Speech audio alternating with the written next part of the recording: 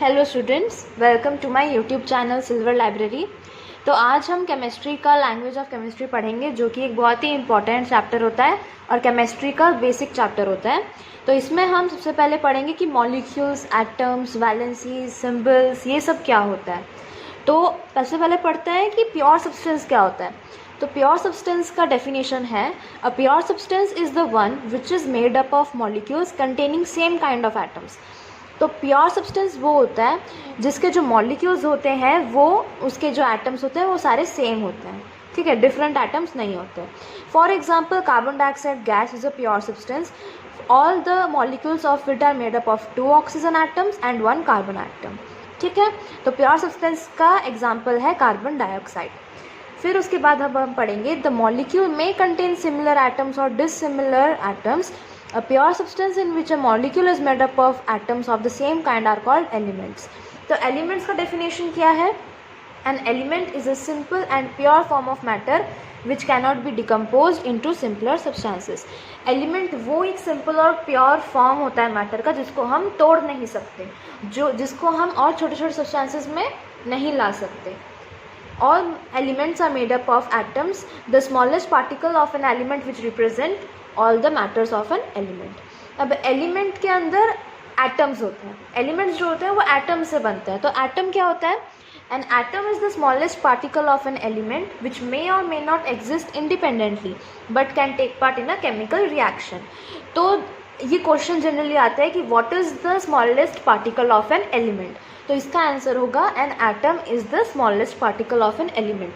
तो एटम क्या होता है कि ये मे और मे नॉट एग्जिस्ट कर सकता है, लेकिन ये केमिकल रिएक्शन में ज़रूर टेक पार्ट करता है, ठीक है।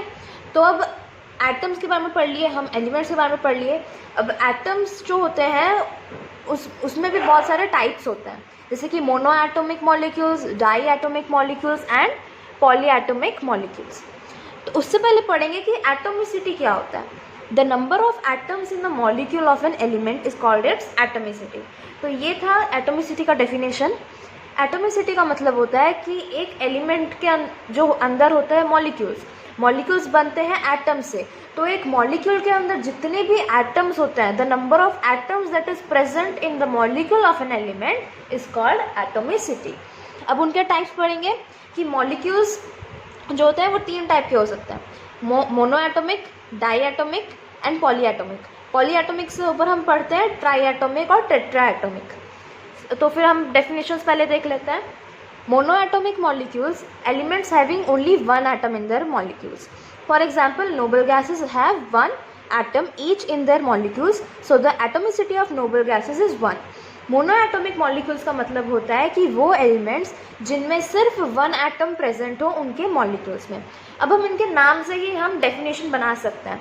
मोनो एटोमिक, मोनो का मतलब होता है 1, तो इसलिए इसका मतलब हुआ कि सिर्फ 1 एटम जिसमें होता है, जिन मॉलिक्यूल्स में 1 एटम होता है वो होता है मोनो एटोमिक मॉलिक्यूल्स। फिर उसके बाद अब दूसरे में आएंगे, तो दूसरा है डाई एटोमिक मॉलिक्यूल्स। डाई का मतलब होता है 2। तो इसका डेफिनेशन है elements having 2 atoms in their molecules.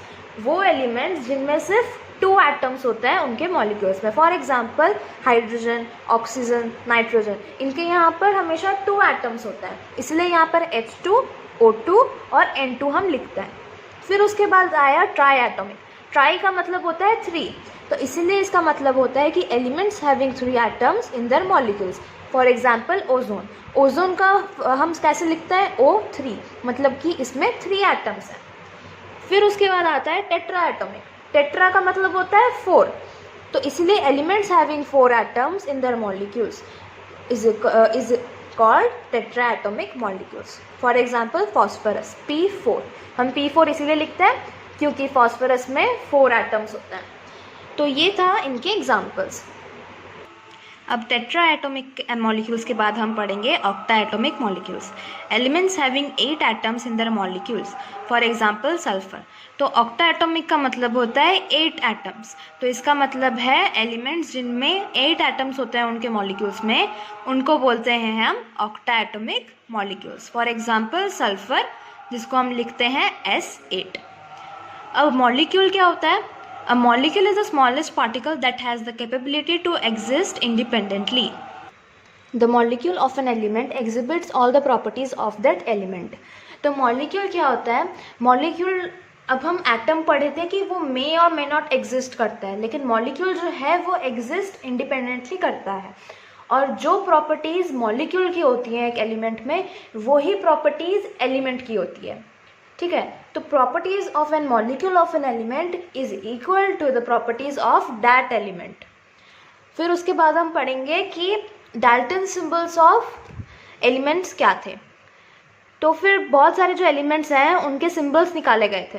ठीक है, तो जैसे कि डाल्टन्स सिंबल्स कौन कौन से थे? हाइड्रोजन का ऐसा था, कार्बन का ऐसा था, लेकिन ये बहुत डिफ़िकल्ट होते थे उस टाइम में। ठीक है, कि ये रिमेंबर करने में भी और लर्न करने में बहुत डिफ़िकल्ट होते थे। इसीलिए अब मॉडर्न जो हम पढ़ते हैं एलिमेंट्स के सिंबल्स, वो है ये सब।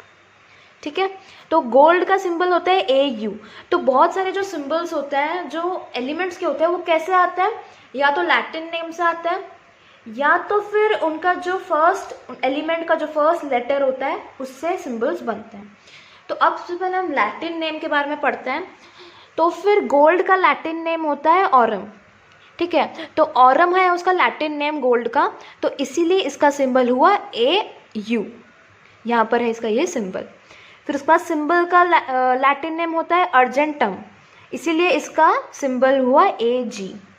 ऐसे करके सबके जो लैटिन नेम्स हैं उसको देखते ही सिंबल बनाए गए थे। ठीक है, और इसमें से सिर्फ टंगस्टन जो है उसका ही जर्मन नेम है और बाकी सबका लैटिन नेम है।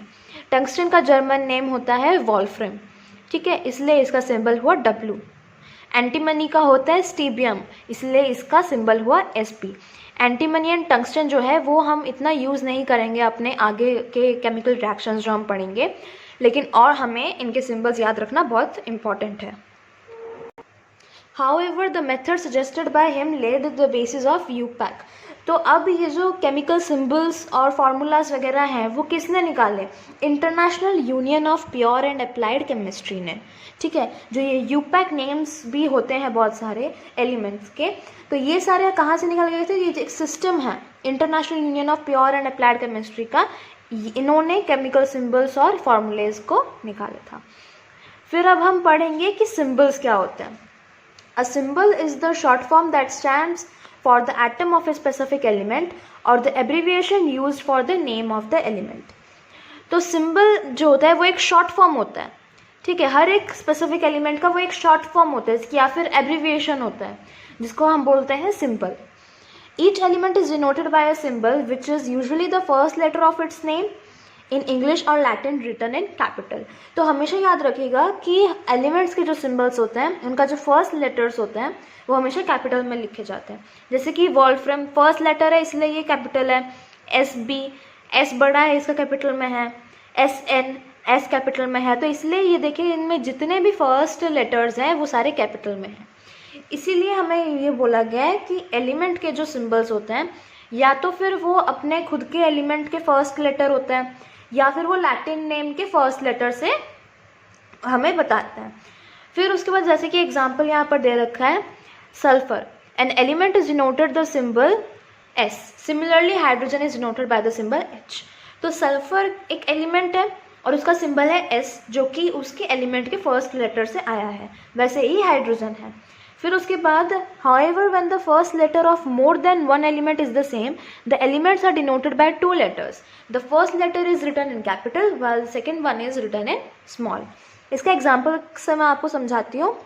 जैसे कि carbon, cobalt, copper, calcium, cadmium, chromium, chlorine are elements whose first letter is C।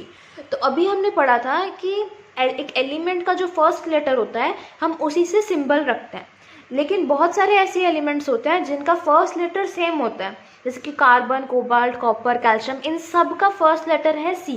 तो इसलिए हमको कन्फ्यूजन हो सकता है। तो इसीलिए हम क्या करते हैं कि जो फर्स्ट के दो लेटर्स होते हैं उनसे हम सिंबल बनाते हैं। जैसे कि कार्बन जो है वो सिर्फ C से उसका सिंबल है, लेकिन जो कोबाल्ट है उसका CO है।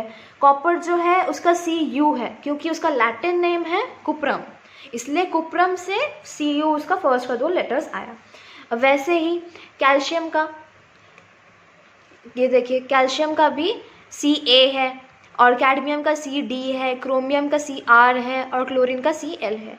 इसलिए हम कभी कभी फर्स्ट के 2 लेटर्स भी यूज़ करते हैं।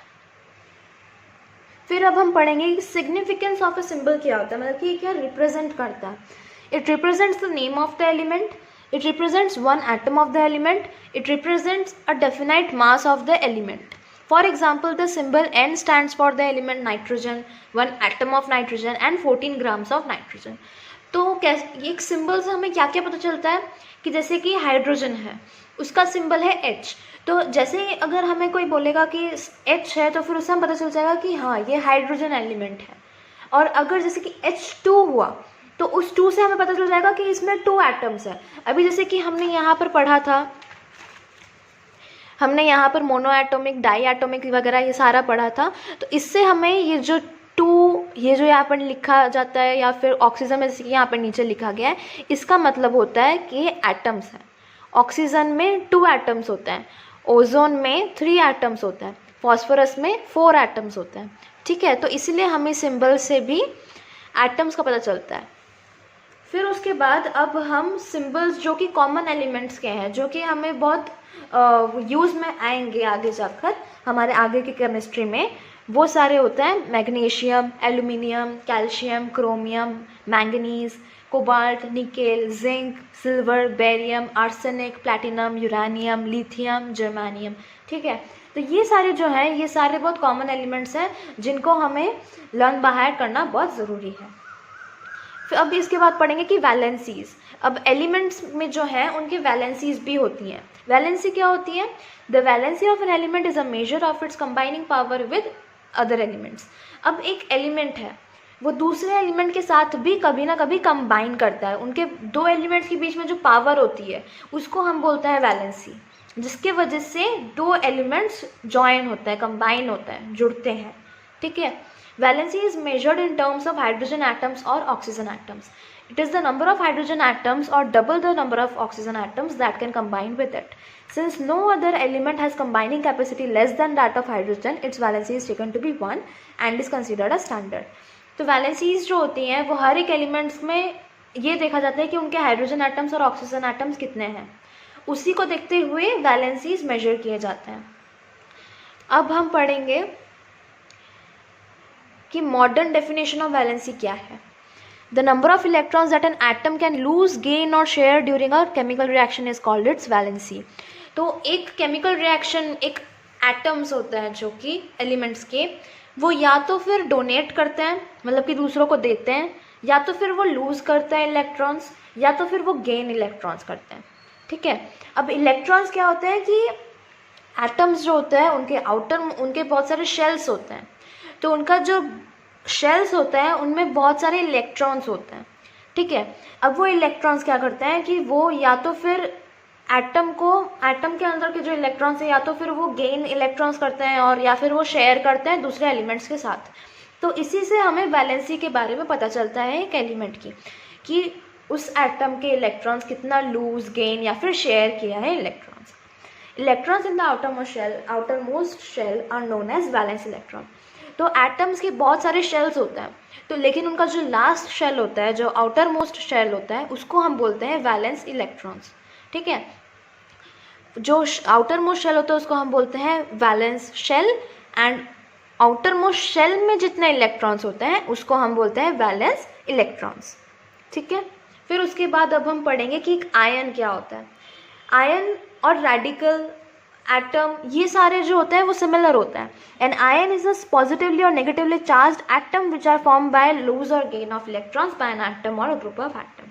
आयन क्या होता है कि या तो फिर वो पॉजिटिवली चार्ज्ड होता है या तो फिर वो नेगेटिवली चार्ज्ड होता है, जो कि इलेक्ट्रॉन्स को लूज या फिर गेन करने के बाद हमें मिलते हैं। ठीक है, तो यहाँ पर जैसे कि एग्जाम्पल्स दिए हुए हैं सोडियम, ठीक है, जो कि मोनोवैलेंट है। मोनोवैलेंट का मतलब आपको पता होगा, मैंने अभी बताया था कि मोनो का मतलब होता है 1, तो इसीलिए इसमें 1 एटम्स होता है। फिर उसके बाद अभी हम ये नोट पढ़ेंगे, एलिमेंट्स विद 1, 2 और 3 electrons in the outermost shell are usually metals. तो अब इसमें बताया है कि मेटल्स और नॉन मेटल्स हम कैसे डिफ्रेंशिएट कर सकते हैं। एलिमेंट्स विद 1 और 2 और 3 electrons, in their outermost shell are usually metals. Out of the elements that have 4 electrons in their outermost orbit, carbon is a non-metal. तो जिनके वैलेंस शेल में, मतलब कि जो आउटर मोस्ट शेल होता है, अगर 1, 2 और 3 इलेक्ट्रॉन्स हुए तो फिर वो होता है मेटल्स. ठीक है, जिसकी silicon and germanium are metalloids, और जो बाकी के हैं वो सारे मेटल्स होते हैं. ठीक है, जर्मेनियम और सिलिकॉन को छोड़ के. और जो एलिमेंट्स के वैलेंस शेल में, जो आउटर मोस्ट शेल है, उसमें अगर 5, 6 और 7 इलेक्ट्रॉन्स होते हैं, उनको हम बोलते हैं नॉन मेटल्स. ये हमारे लिए बहुत इजी हो जाता है डिफ्रेंशिएट करने में कि कौन से मेटल्स हैं एंड कौन से नॉन मेटल्स हैं. तो अभी हम वैलेंसीज के बारे में पढ़े थे. तो वैलेंसीज जो होते हैं वो डिफरेंट टाइप्स की होती हैं. एक तो पॉजिटिवली चार्ज होती है और एक होती है नेगेटिवली चार्ज, जो हमने आयंस के बारे में पढ़ा था. तो वही हमने यहाँ पे दे रखा है कि एक तो मोनोवैलेंट होती है, एक होती है डाईवैलेंट, और एक होती है ट्राईवैलेंट, और एक होती है टेट्रावैलेंट. तो मोनोवैलेंट का मतलब होता है कि जिसकी वैलेंसी होती है 1. ठीक है, डाईवैलेंट का होता है कि जिसकी वैलेंसी होती है 2. ट्राईवैलेंट का होता है कि जिसकी वैलेंसी होती है 3, और टेट्रा का मतलब होता है 4. तो ये मोनोवैलेंट पॉजिटिव भी होते हैं और नेगेटिव भी होते हैं. तो मोनोवैलेंट इलेक्ट्रोपॉजिटिव, मतलब कि जो जितने भी पॉजिटिवली चार्ज्ड आयंस या फिर रेडिकल्स होते हैं उनको हम बोलते हैं मेटल्स, और जितने भी नॉन मेटल्स होते हैं वो सारे होते हैं नेगेटिवली चार्ज्ड. ठीक है, तो फिर यहाँ पर ये सारे वैलेंसीज हैं अमोनियम का, गोल्ड 1, सिल्वर 1, कॉपर 1, फिर यहाँ पे कॉपर 2 भी है. तो आप ये सोच रहे होंगे कि कॉपर 1 कॉपर 2 क्या है. तो वैलेंसी के बाद वेरिएबल वैलेंसी भी होती है.